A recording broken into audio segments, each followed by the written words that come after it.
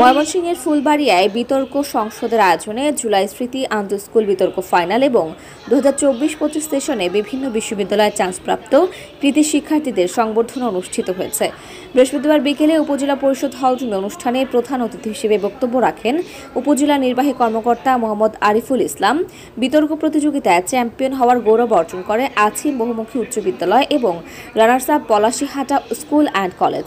প্রধান অতিথির বক্তব্যে মোহাম্মদ আরিফুল ইসলাম বিতর্ক প্রতিযোগিতার মাধ্যমে সৎ চিন্তা, ব্যক্তিগত নৈতিকতার দৃঢ়তা ও হৃদয়ে ভালোবাসা প্রতিষ্ঠার মাধ্যমে দুর্নীতি নির্মূল করতে শিক্ষার্থীদের অনুরোধ করেছেন। তুমি যদি হারো তাহলে তোমার ফুলবাড়িয়া হেরে যাবে, তোমার ময়মনসিংহ হেরে যাবে, তোমার বাংলাদেশ হেরে যাবে।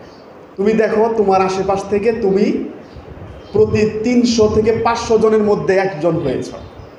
এই জন্য আমি তোমাদেরকে ডিফাইন করেছি, you are the exceptional one.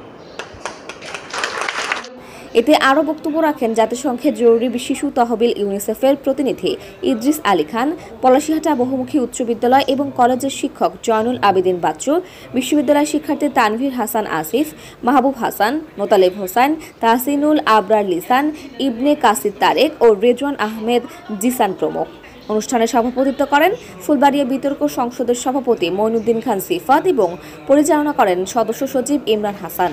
এতে দেশের বিভিন্ন বিশ্ববিদ্যালয়ে চান্সপ্রাপ্ত 29 জন কৃতি শিক্ষার্থীদের সংবর্ধনা প্রদান করা হয়।